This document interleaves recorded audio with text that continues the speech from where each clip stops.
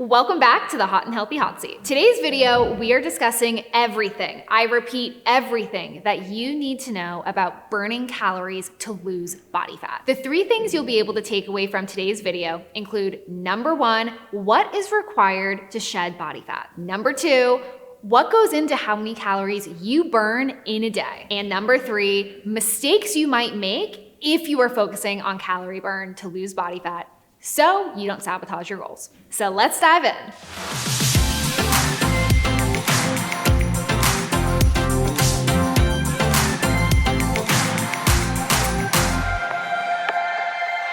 Chances are, if you're watching this video, you've probably heard that burning calories helps with fat loss. And I gotta be honest, as a dietitian, it's true. If you burn more calories, it can actually help you lose weight. But something that nobody is really explaining to women is just because you burn more calories, running, walking, moving your body, it doesn't guarantee fat loss. And you're probably wondering, why do you know this? Well, I gained 20 pounds my freshman year of college, working out every single day. And now as a dietitian, I actually know exactly why I gained weight and why you might be gaining weight even if you're working out every day too. This is because burning calories doesn't guarantee fat loss. The only thing that guarantees and is required for shedding body fat is being in a calorie deficit. So for you to understand what is a calorie deficit, I actually want to explain how many calories you burn in a day. This graphic I'm showing you here is your total daily energy expenditure, which is basically a fancy word for how many calories you burn every single day. You'll notice the biggest component of this graphic is something called BMR, which is your basal metabolic rate.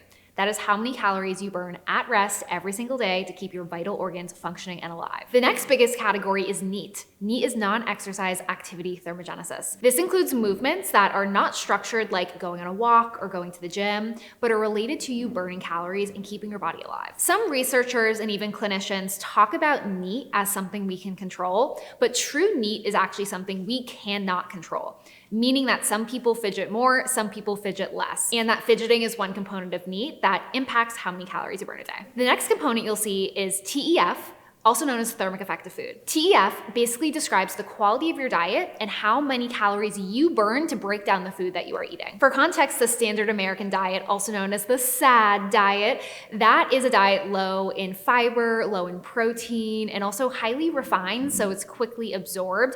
And because of that, it takes less energy, aka less thermic effect of food, to be broken down in your body. Whereas a diet that we like to emphasize over here on this corner of the internet includes high fiber, high protein, and high quality foods with fun sprinkled in, which is better for our thermic effect of food. And the final component at the tippity top of this graphic is EAT. And no, it's not eating food, it is exercise activity thermogenesis. This is a fancy way to describe your calorie burn through workouts. And here we are for the punchline, ladies. See how that's at the tippity top? That is the smallest component of our daily calorie burn, which if you do exercise more, that component can be a bigger piece of the pie and contribute more calories to your day. But ultimately, it is not the biggest component that goes into your daily energy burn, which is why when you focus on burning more calories in the gym, but you're not aware of how many calories you burn in totality throughout the day, you could gain weight working out and burning 500, 1,000 calories in workouts every day, but still not be getting anywhere on the scale. This is why for you to understand how to shed body fat, it is not just about focusing on calorie burn.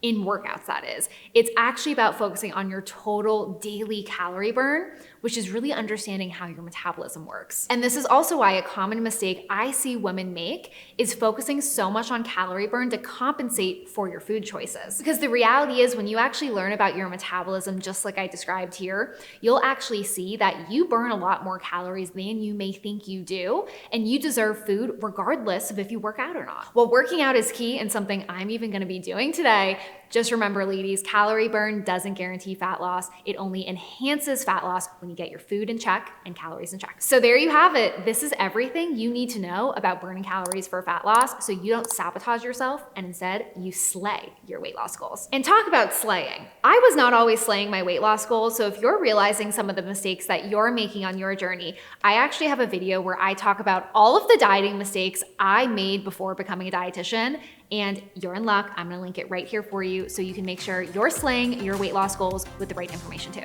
I'll see you next week in the Hot and Healthy Hot Seat.